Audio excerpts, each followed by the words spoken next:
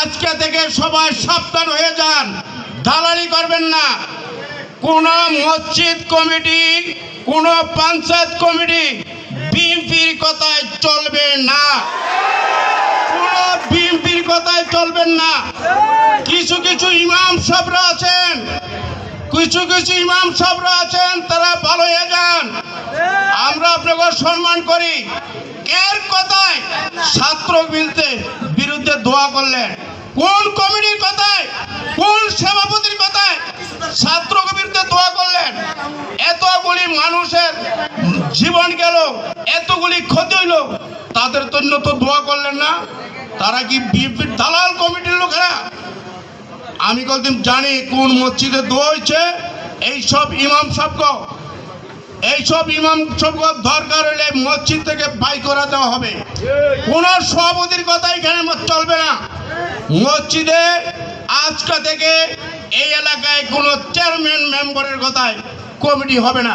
দেশে আওয়ামী লীগ ক্ষমতায় থাকলেও ক্ষমতায় নাই।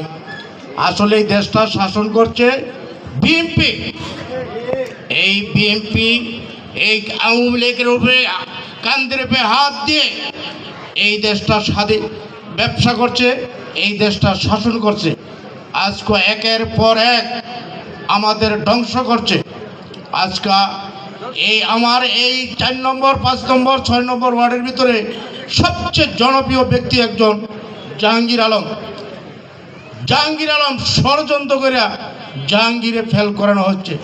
আমি নির্বাচন করছি, আমার বিরুদ্ধে আমার দলের কয়েকটা লোক লেলিয়ে দিছে। কে আমি জানি, কিন্তু আমার বক্তব্য হলো আজকের পর থেকে এই কুতুবপুরে আর বিএনপি ক্ষমতায় নাই। আজকের পর থেকে আওয়ামী লীগ ক্ষমতায়, এবং আওয়ামী লীগ যেইটা কইব সেইটি হবে ইনশাল্লাহ। কোন বিএনপির ক্ষমতা নাই। আমরা এইখানে যারা উপস্থিত আছি, আমরা কার রাজনীতি করি? আমরা বঙ্গবন্ধু জননেত্রী শেখ হাসিনার রাজনীতি করি। আমাদের নেতাকে জননেতা একেম শামীম ওসমানের দিকে চাইয়া আমরা অনেক কিছু মান্য নিচ্ছি। কিন্তু কিছুদিন আগে আমরা ওইখানে অনেক নেতা যাই নাই, এই সাইনবোর্ড গেছিলাম। সাইনবোর্ড ওইখানে শামীম ওসমান নিজের মুখে বলছে যে দালালরা সাবধান। আমি ঠিক আমার নেতার ভাষায় বলতে চাই, আওয়ামী লীগের কোন দালালি এই এলাকায় থাকবে না। আওয়ামী লীগের লোকেরা কোন দালালি করবেন না। কালকে আমার এক লোকে ফোন করছে যে ভাই, আপনি নাকি থানায় আমার ছেলের নামে লিস্টি দিচ্ছেন। আমি কেউ নামে লিস্টি দেই নাই, কোনো নেতাই দেয় নাই। কারণ লিস্টি অটোমেটিক পুলিশের গায়ে গেছে কারণ পুলিশের মারছে, সাংবাদিকেরা মারছে। এই মিরু যেই কথা বললো, আমরা পার্সোনালি এক সাংবাদিকের লয়ে কথা কইছি, আমার সাথে কইছে, মিরুর সাথে কইছে। এইটা কোনো মানুষে করতে পারে না, এইটা কোনো মানুষও করতে পারে না। 71 সালে যেমন পাকিস্তান হানা বাহিনী আমাদের মা বোনের রূপে হামলা করছে, সেই জন্য আমাদের দেশ অতি দ্রুত স্বাধীন হয়েছে। ঠিক ওদের পতন হয়েছে এই সাংবাদিকের নির্যাতন করার কারণে। ওই মেয়েটা কদিন আমাদের দলের লোক না। ওই মেয়েটা আমাদের এমপি সাহেব নিজে বলছে যে ওই মেয়েটা ইচ্ছা করে আওয়ামী লীগের বিরুদ্ধে নিউজ করতো। কিন্তু ওই মেয়েটার যে নির্যাতন করছে, এটা কোনো মুসলমান, কোনো সভ্য সমাজ মান্য নিতে পারে না। কালকে আমি বোধহয় 11:30টার দিকে আমি একটা টক শো দেখছি ঢাকাতে। এই মেয়েটার কথা টক শুতে বলছে যেই কথা হক ভাই বলছে, কালকে আবার সভাপতি জসিম ভাই বলছে, এবং আমিও বলি আজকে থেকে সবাই সাবধান হয়ে যান, দালালি করবেন না। কোন মসজিদ কমিটি, কোন পঞ্চায়েত কমিটি বিএনপির কথায় চলবে না, কোন বিএনপির কথায় চলবেন না। কিছু কিছু ইমাম সাহেবরা আছেন, তারা ভালো হয়ে যান। আমরা আপনাকে সম্মান করি। এর কথায় ছাত্র বিরুদ্ধে দোয়া করলেন? কোন কমিটির কথায়, কোন সভাপতির কথায় ছাত্র কবিরতে দোয়া করলেন? এতগুলি মানুষের জীবন গেল, এতগুলি ক্ষতি হইল, তাদের জন্য তো দোয়া করলেন না?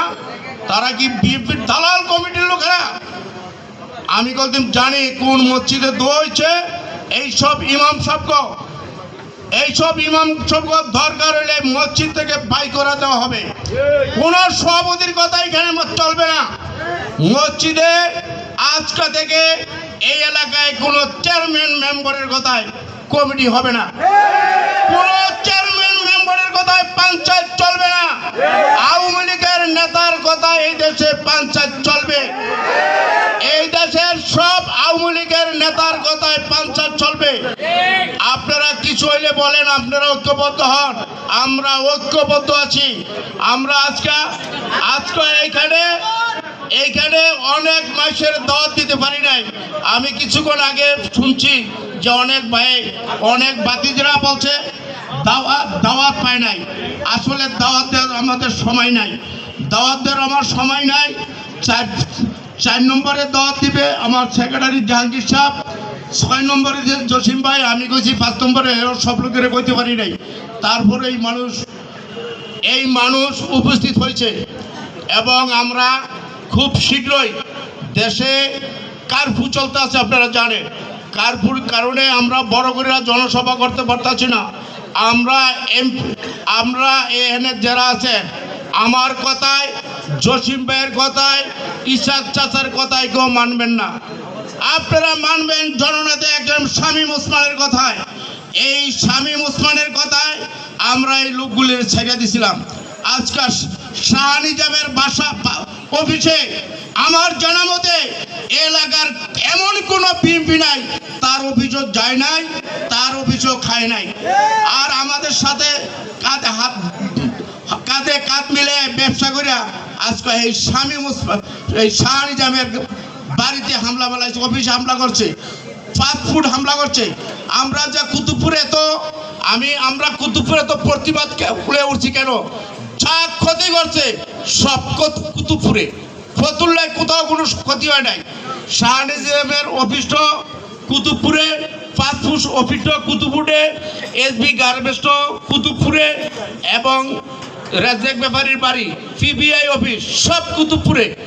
এই কুতুবপুরে যে কথা হক ভাই বলল, এই এলাকায় কমের পক্ষে 200 লোক গুলিবিদ্ধ হইয়া এই পপুলার হাসপাতালে জায়গা হয় নাই, এরা এখনো বাড়িতে আছে। আমরা কিছু কই না, আমাদের ধৈর্যের গতি একটা সীমা আছে। আমরা এই ছাত্রলীগ, যুবলীগ, স্বেচ্ছাসেবীদের নেতাকর্মীকে আর ধৈর্য ধরে রাখতে পারবো না। যে কোনো সময় নেমে যেতে পারে, কারফিউ যাওয়ার পরে নামা যাইব, তখন বলছেন কেউ বাড়িতে থাকতে পারবেন না। আর একটা ঘোষণা আমি দিব, এই চিতাশাল অর্থাৎ আমার 2 নম্বর ওয়ার্ডে অনেক ব্যবসায়ীরা আছেন। কেউ দোকানে আইসা এক ডিব্বা চালে আর ঠ্যাঙ্গের উপরে ঠ্যাং দিয়া পয়সা জমিদারের মতন বলে এই চা খাও দেখায়। ওরা যদি কেউ দোকানে বসে দাগিরা, তা বাধ্য আমরা তার দোকান বন্ধ করে দিতে। সাবধান হয়ে যান, ওদের দোকানও বসতে দিবেন না। ওদের যদি আপনার দোকানে বসান, আপনার দোকান বন্ধ করে দেব। সে যত বড় শক্তিশালী হন, আমরা আর ওদের কোনো পায়তার গণাত ধরি না। এই যে কে জানি মুজাফর একটা কথা বলছে, একজন শহীদুল্লাহ সাহেব এই দেশে ওই যে কিছুদিন আগে মিরু একটা কথা বলছিল, উনি কি সাপ না দুরা সাপ? শহীদুল্লাহ সাহেব হয়ে গেছেন। শহীদুল্লাহ সাহেব নিজের চেহারা নিজে দেখেন, আপনার ইতিহাসটা আপনি একটু জানেন কি ছিলেন। আর আওয়ামী লীগের বদনাম কন, কোটি টাকার মালিক হয়ে গেছেন। আমার থেকে 10 টাকা নিচ্ছে, আমার থেকে 10 লাখ টাকা নিচ্ছে। এই যে এখানে গেসুদ্দিন ব্যাপারে আছে, দাঁড়াও গেসুদ্দিন দাঁড়াও, এই গেসুদ্দিন তো 10 লাখ টাকা দিছে। আজকে 3 বছর জমিনের ভান্ডা করছি বেহনা, 3 বছরের আগে এই 10 লাখ টাকার লাভ আমাকে দেয় নাই। ওই বড় কথা কয় বড় বড় কথা কয়, টাকা মারিয়া খাইছে, এই টাকা আমরা উসি করবো। আমি আপনার কাছে বিচার দিলাম, আমার টাকাটা ফেরত দিতে বলে, আমার টাকাটা ফেরত দিতে বলে। এর লেগে আমি বলছিলাম একটু কথা কইতে দেন। বিএনপি লোক এলজিওর নাম করিয়া লক্ষ লক্ষ টাকা নিছে।